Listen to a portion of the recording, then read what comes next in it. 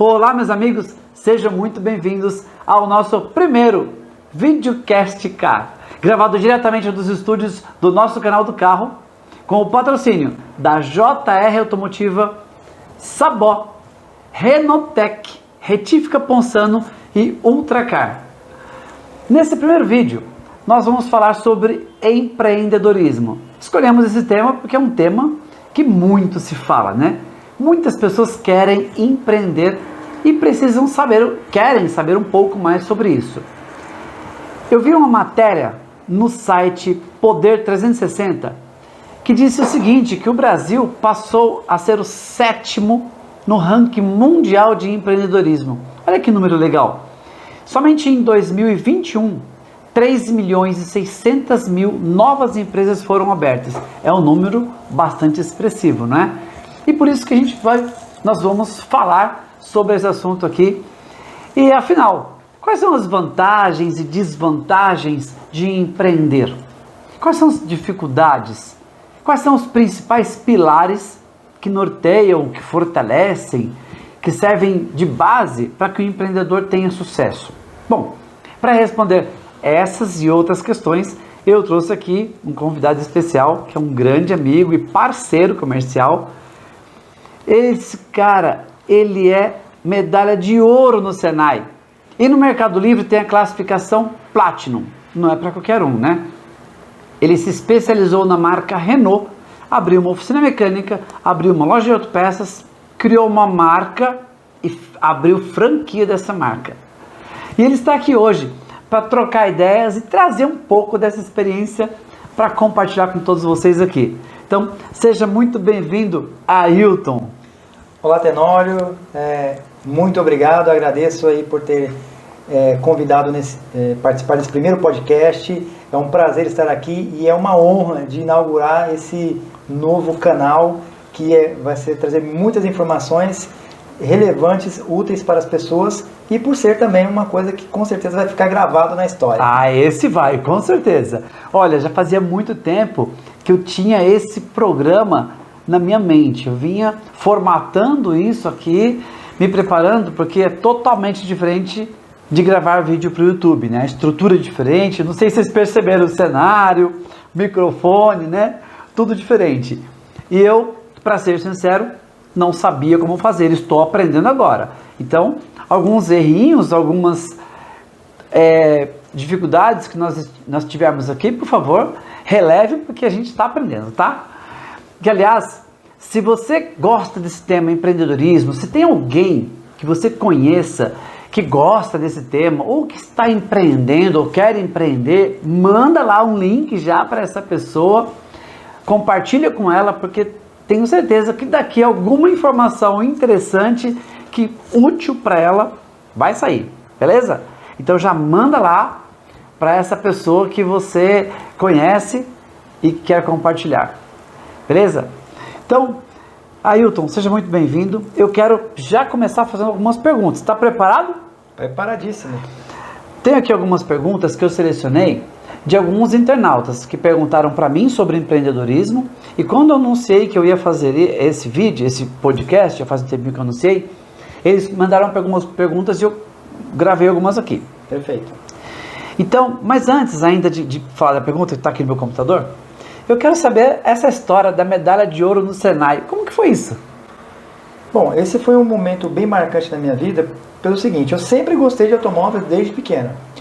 E lá, quando eu tinha meus 14, 15 anos, meu sonho era ser mecânico de automóvel. E para isso, nada melhor do que o Senai. Sim. Que é a melhor escola para esse tipo de ocupação.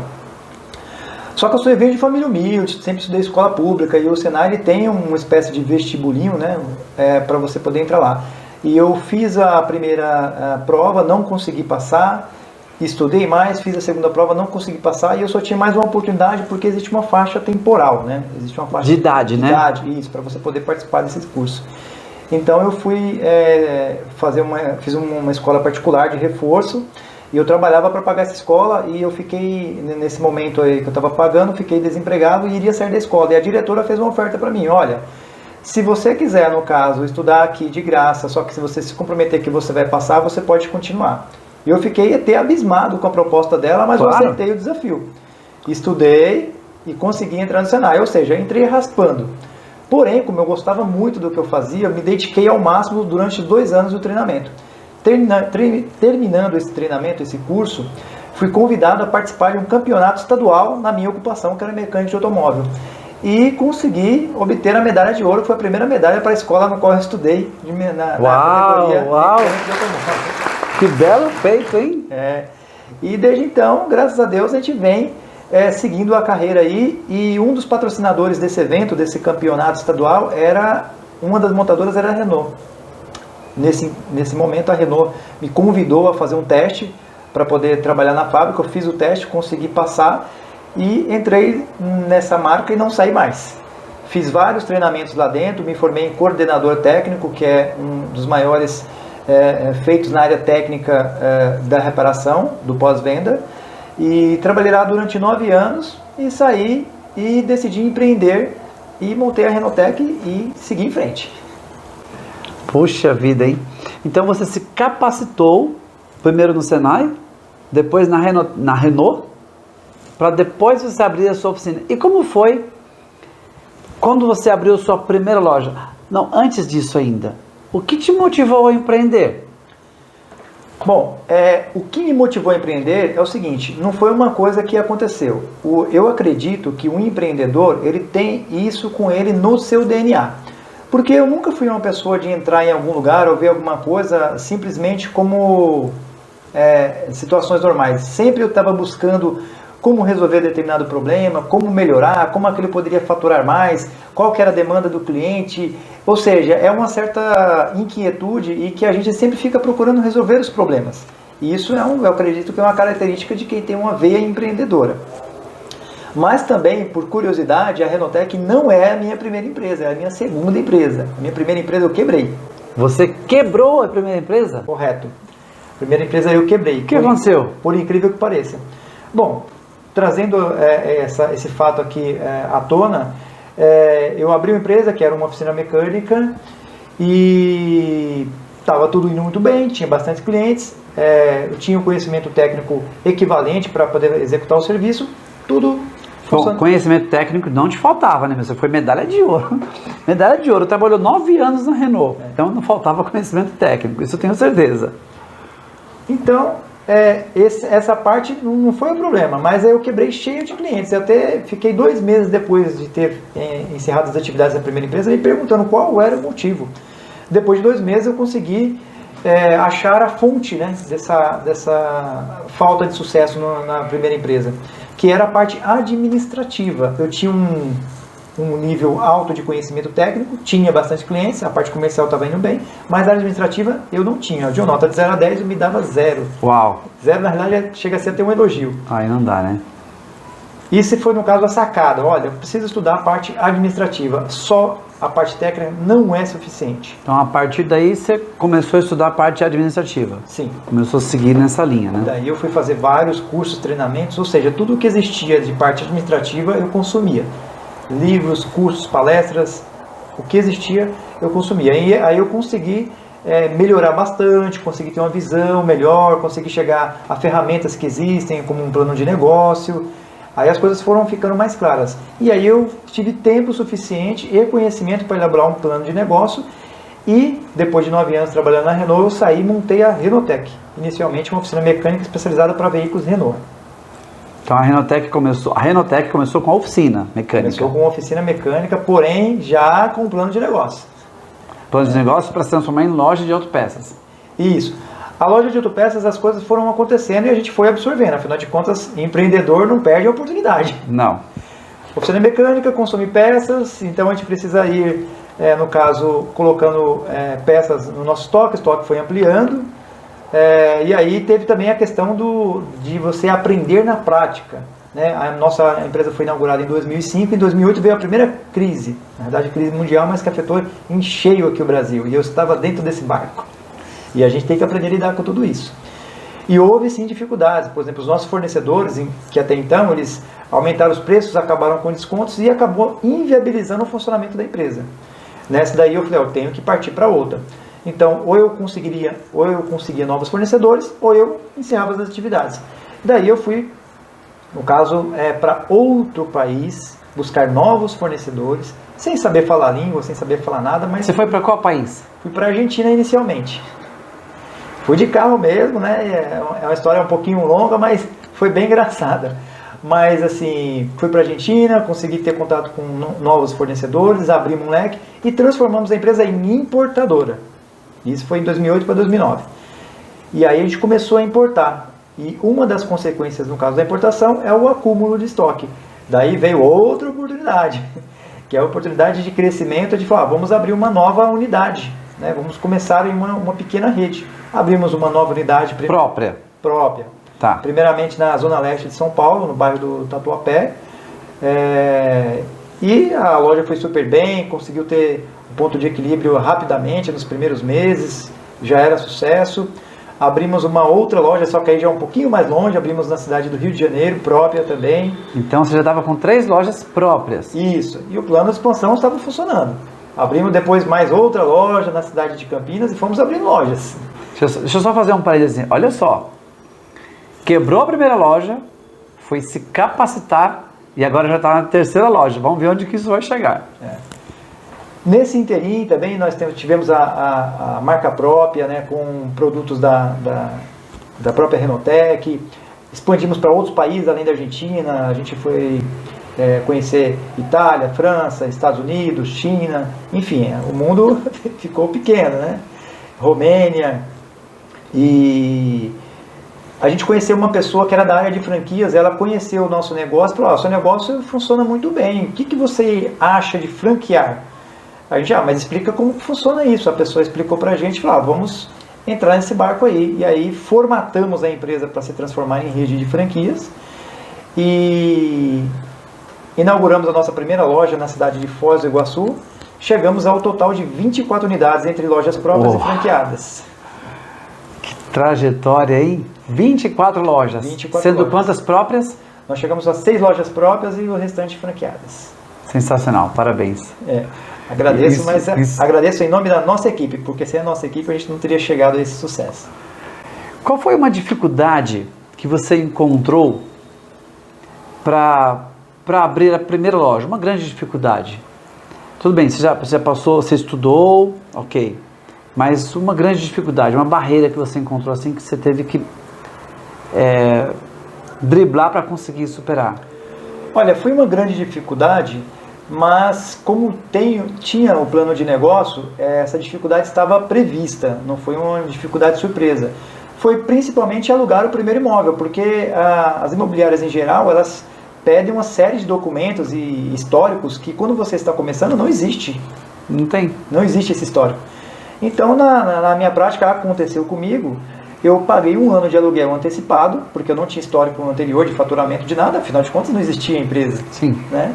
E aluguei o imóvel com 1 ano antecipado e conseguia iniciar as atividades ali e também ter um plano de marketing, porque é importante contar que no primeiro mês não entrava ninguém. Então eu fiz um plano de marketing agressivo. Na época, para começar a ver os primeiros clientes, eu fechava a empresa às 6 horas, ia para o Farol, distribuía panfleto. Você mesmo? Eu mesmo. Tinha poucos funcionários, né? E eu coloquei o seguinte plano, que no meu ponto de vista foi um agressivo, mas que deu certo. Eu vendia a peça e instalava grátis, não cobrava mão de obra. Aí começou a vir os primeiros interessados. E aí depois, nos próximos meses, eu fui reduzindo esse plano para desconto de 50%, depois 40%, até chegar no nível estável, mas aí a oficina já estava cheia. Então rapidamente eu consegui engajar ali. E daí para frente não parou mais, né? Só foi crescendo, comprando novos equipamentos, ampliando o estoque, contratando novos funcionários. E aí tem bastante água que passou por debaixo da ponte. Tem uma pergunta que fizeram aqui pela internet que eu achei bastante interessante. Quais são os 3 pilares, ou mais de 3, se você quiser citar, fundamentais para quem quer empreender? Porque muitas pessoas pensam que empreender é o seguinte, não, eu tenho dinheiro, eu vou comprar aqui as peças, os equipamentos, depende do tipo de negócio, né? E agora eu vou ser dono do meu próprio negócio. Só que não é bem assim, isso eu posso falar por mim mesmo, que eu também sou empreendedor.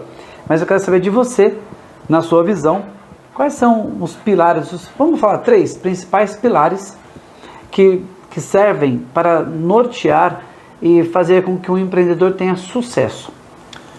Olha, Tenório, para você ter uma empresa, ela tem que estar sólida e tem que estar baseada ali em várias ferramentas, vários pilares, né? São vários, mas realmente existem 3 que são, no meu entendimento, os principais. Existem outros que entram em segundo plano, mas são 3 principais. No meu ponto de vista, um deles, que é a espinha dorsal, a base de tudo, é o conhecimento. Você tem que conhecer... Vai anotando aí, ó, conhecimento. Vamos lá. Você tem que conhecer muito bem o que você está fazendo. Você tem ali que ter um conhecimento aprofundado do que você vai fazer, tanto micro como macro, né, do que você vai desenvolver, se você vai vender ou se você vai produzir algum tipo de serviço. Esse conhecimento, eu abro um pouco o leque para você ter tanto o conhecimento técnico, como principalmente, como aconteceu comigo, o conhecimento administrativo. Fundamental. Esses dois têm que estar trabalhando assim de lado a lado, de mãos dadas. Então, conhecer muito bem o que você vai fazer e conhecer muito bem a parte administrativa. Então, quer dizer, isso é um pilar que não dá para você abrir mão. Ok. O segundo pilar, que é muito importante também, é o pilar financeiro, que ele vem atrelado a um plano de negócio. Ou seja, uma empresa é igual eu vou associar aqui a uma criança como nasce. Precisa 100% de atenção, né? No caso da atenção financeira, você precisa ali saber quanto que você vai investir, você vai ficar um tempo sem ter faturamento, você tem que se sustentar, você tem que separar o caixa da empresa do caixa pessoal. Então, é necessário sim fazer as contas. Não dá para abrir empresa no famoso oba-oba. Vamos que vai dar certo. Isso aí é loucura. Isso aí é melhor jogar na loteria que você tem mais chance de dar certo. Então, recomendo no segundo pilar você fazer os cálculos exatos e você ter total clareza do investimento, do retorno, do tempo, para que você não se enrole na parte financeira. Afinal de contas, os bancos estão aí de braços abertos te esperando. Louco para te dar um empréstimo, sim, né? Aqueles juros baixos que quebra as pernas de todo mundo, né? Mas não é interessante você seguir esse caminho, porque é um caminho muito difícil de você sair depois, tá? E, no caso, um último pilar, não menos importante, mas que muitas pessoas acabam ignorando, mas no dia a dia isso vai bater na sua porta, é o pilar psicológico ou emocional. E o que é esse pilar psicológico ou emocional? Quando você monta um negócio, assim como uma criança recém-nascida, vai consumir muita energia sua. Ou seja, uma criança recém-nascida não faz você acordar 2 horas da manhã num pleno... Energia e tempo. Num pleno domingo, então a sua empresa também vai fazer com que você acorde ou talvez você nem durma. Então eu acho interessante você estar preparado psicologicamente e emocionalmente para se dedicar à empresa, principalmente nos primeiros momentos. Esses primeiros momentos demoram 6 meses, 8 meses, até 1 ano. Aliás, eu quero aproveitar esse gancho e complementar dizendo o seguinte: não só você se preparar, mas preparar também as pessoas que estão ao seu redor, aquelas pessoas que são importantes para você, sua família, namorado, namorada, esposo, esposa, filhos, né? Isso. Porque você vai ter que abrir mão de um tempo com eles para se dedicar para a empresa, não é isso? Por exemplo, dificilmente uma pessoa ela vive sozinha. Geralmente ela vive com alguém. Eu não vou aqui saber quem é, porque cada família é uma família única, né? Mas você tem pai, mãe, filho, filha, marido, esposa, companheiro, companheira, enfim, você deve conviver com alguém. Quando você monta uma empresa, a empresa vai exigir muito de você. Por exemplo, ela vai exigir um tempo maior do que uma pessoa que trabalha na CLT. Ela vai exigir que talvez num feriado você abra a loja. Ela vai exigir que no final de semana talvez você vá lá pintar ou arrumar prateleiras. Não tem outras pessoas fazendo, principalmente uma empresa pequena. E as pessoas que estão com você, elas vão te apoiar ou elas vão te condenar? Porque as coisas vão mudar. E faz toda a diferença para você, né? Quando uma pessoa, se ela te apoia, ok. Mas se ela não te apoia, fica complicado. Aí você não vai poder entrar naquela situação de, e aí, fico exatamente com a minha família, faço tudo o que ela quer, descanso, feriado, sábado, domingos, ou foco na empresa? Você não precisa ter que escolher entre um ou outro, você precisa equilibrar as forças. Sim. A família tem que estar ciente do que você vai fazer, o que você vai passar, E o negócio também tem que ser controlado para que você não fique 100% focado só nele e esqueça a sua família. Tem que existir o equilíbrio, mas tem que existir também ali o apoio. Né? Não adianta você decidir sozinho montar o negócio e as outras pessoas não estarem... É o famoso, né? Você combinou com alguém, mas esse alguém sabe que você combinou? É verdade. Aliás, muitas pessoas falam assim, você é dono do seu próprio negócio, e aí então você está sossegado, né? Tem tempo, você faz o seu horário. Não é bem assim. Tem gente que quer empreender para ter liberdade de horário, para ter um salário maior, né? Para ter um monte de coisas. Só que no final das contas, as coisas podem ficar invertidas. Porque quando você é CLT, você tem tudo certinho. Você tem horário para entrar, horário para sair, você tem férias, 13º, tem feriados. Todos os benefícios, feriados, né? Quando você é o dono do seu negócio, se você for entrar nessa onda de fazer tudo como fazia quando era um CLT, a empresa não prospera. Correto. Não é verdade? Sim. Então, para quem está querendo empreender, porque quer mais liberdade, quer mais tempo, então pensa melhor, porque a empresa toma muito do nosso tempo. É possível você ter mais liberdade, é possível você ganhar mais dinheiro, mas não é no primeiro momento. Não, de jeito nenhum. Você tem que fazer a empresa andar e você tem que ter muito conhecimento para que você consiga montar equipes, para que você consiga desenvolver processos e fazer com que a coisa realmente funcione e você fique dedicado à parte estratégica. Mas quando você monta uma empresa, existem níveis, né, no caso de qualquer empresa. Muitas pessoas até não percebem, mas existem. Você tem lá um nível operacional, que é onde as coisas acontecem. Você tem um nível tático, onde são executados os planos. E tem um nível estratégico, né, que é o nível pensante, né, onde que as coisas devem fazer, ou, na verdade é onde que está a direção da empresa. Quando uma empresa é pequena, você é esses 3 níveis. Na verdade é uma pirâmide, né? Aqui na base está o operacional, o tático no meio e o estratégico em cima. Que é onde o dono tem que estar. Correto. E nem sempre ele está lá. Perfeito. Porque tem até um ditado que diz assim, né? Quando você está fazendo algum serviço operacional na sua empresa, quem está fazendo a empresa crescer? Ninguém. Não tem ninguém. Não tem ninguém então, lá no leme do barco. Não é errado você estar fazendo um serviço operacional, mas você tem que pensar, olha, eu tenho que estar no estratégico, então se hoje eu não consigo, não tem problema, tá tudo bem, eu vou fazer o operacional bem feito, mas eu vou trabalhar para que eu chegue no estratégico. E numa empresa pequena, falando basicamente de uma empresa em fase inicial, você tem que montar pessoas, montar equipes no operacional, você tem que ter pessoas sim na parte tática e você tem que trabalhar para conseguir chegar no estratégico o mais rápido possível, que aí no estratégico você vai ter a sua liberdade, você vai ter lá a sua retirada almejada, você vai colocar a empresa para uma visão, né, onde você imaginou que ela estava, você vai fazer com que ela chegue lá naquele resultado, mas isso realmente não é na fase inicial. A fase inicial é bem distante do básico que todo mundo vê aí, que de um empresário que acha que vai ser uma vida boa, tudo funcionando, tudo automático, não é bem assim. Tem a pergunta aqui do José Carlos, ele é lá de Maranhão. Ele perguntou o seguinte: Ailton, quanto tempo você demorou para abrir a sua primeira loja? Olha, em termos de execução da loja, foi em torno aí... Ela já estava planejada no papel, né? Então a gente já tinha ali basicamente o escopo dela, toda a arquitetura, o projeto, e saindo do papel para execução, a primeira loja demorou aí na faixa de uns 90 dias. 90 dias. Agora uma pergunta minha. E hoje, para abrir uma loja, quanto tempo demora? Depois de toda essa estrutura pronta, esse plano de negócio, toda a experiência, a expertise que você acumulou, quanto tempo demora?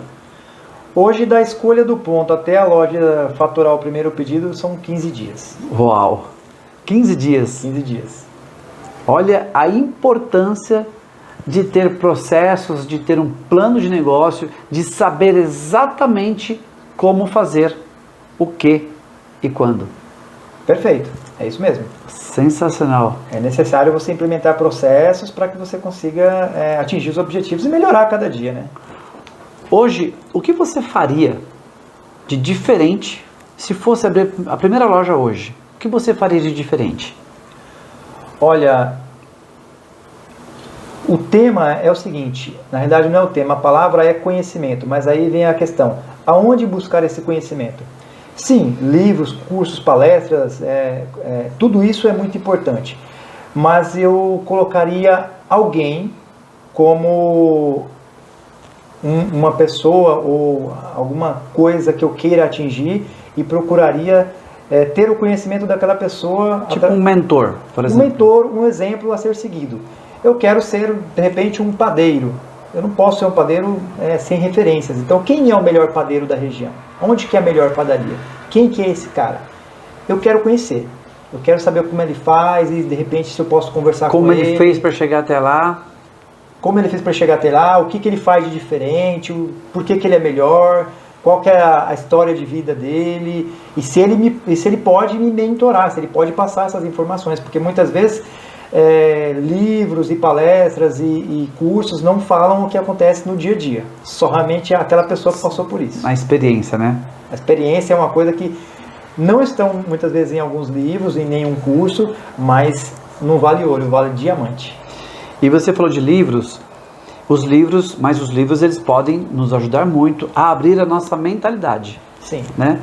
Eu acho que é muito importante alguns livros. Você poderia indicar pelo menos 3 para as pessoas que estão aqui nos acompanhando. Aliás, desde já eu quero agradecer a audiência de todos vocês que estão aqui. E olha, se tiver alguém que gosta de empreendedorismo, gosta de ser, que está querendo empreender, manda esse vídeo para essa pessoa, compartilha, ajuda ela, porque pode ser que tenha alguma informação aqui que possa fazer muito sentido para essa pessoa e ela certamente vai te agradecer. Legal? E se tiver alguma pergunta, pode postar aqui as perguntas, que tanto eu quanto o Ailton vamos responder com muito carinho e com muito prazer. Livros. Bom, Tenório, eu vou aproveitar o gancho, já que você tocou nesse tema de conhecimento. Por exemplo, você fez uma coisa louvável, você fez uma faculdade de administração, ok? É verdade. Isso é uma coisa louvável, você fez um gol olímpico para quem quer empreender. Já que você comentou, deixa eu só abrir para o pessoal aqui. Essa faculdade que eu fiz, quando eu fiz a faculdade, era um sonho que eu tinha de fazer, mas eu só fiz quando eu tinha 38 anos de idade e a minha empresa já tinha 18 anos de existência. E ainda assim eu entrei na faculdade, porque eu tinha certeza que aquilo que eu ia aprender na faculdade iria ajudar a administrar melhor a minha empresa. Eu fiz a faculdade de administração de empresas e é tudo isso que você falou. É sensacional e muitas coisas mudaram na minha empresa, na minha cabeça, depois que eu fiz a faculdade. Já que você falou, então eu tive que complementar aqui. Obrigado. Correto. Então, a faculdade de administração, para quem vai ter uma empresa, marcou um gol olímpico, não tem nem o que falar. É uma coisa que merece todo o reconhecimento. Mas eu vou colocar no caso aqui 3 opções de livros para quem está pensando em empreender, para quem está naquela famosa estaca zero, ok? 3 livros que eu gostaria de colocar é o seguinte: um livro muito bacana de se ler, de leitura simples, fácil, chamado O Segredo de Luísa.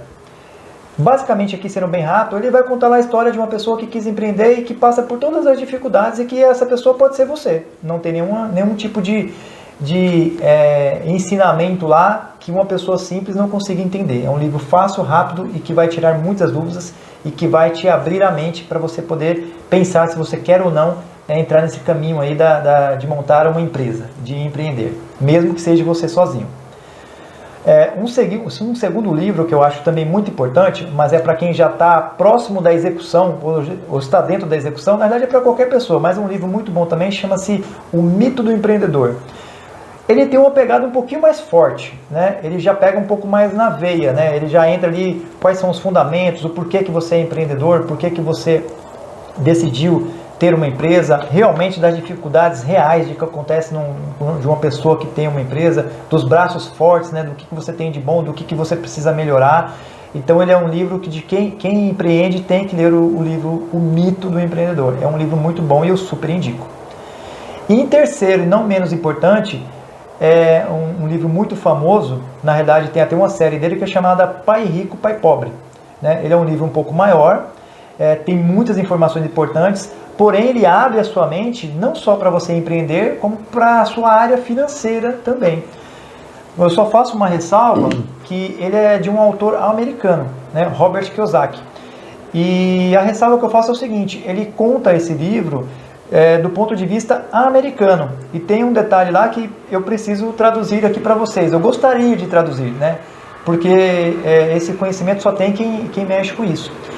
Por ser um ângulo americano, o ângulo americano da parte financeira, ele fala para você se endividar, para você pegar dívidas em bancos, esse tipo de coisa. Mas no cenário americano isso é bom, isso é favorável, isso é legal, porque lá A taxa de juros lá é muito baixa, né? o acesso ao crédito é muito fácil e a taxa de juros é muito baixa, e o cenário de crédito lá, ele incentiva que você tenha dívidas. E lá está tudo bem, isso é normal, funciona muito bem lá. No cenário brasileiro, use isso de maneira ao contrário. Evite se endividar, evite recorrer aos bancos, porque no Brasil isso não é bom e não vai te trazer muitos benefícios. Então é só você inverter essa ótica, de resto as informações lá são excelentes e vai mudar aí muita coisa, ou vai fazer você abrir os olhos com relação à parte financeira. É um livro também que eu super indico. Legal. E aí depois desses livros, eu vou dar uma dica aqui. Essa é bem light. Não que esses não sejam, né? Porque quando a gente está lendo ou estudando algo que a gente gosta, fica leve, né?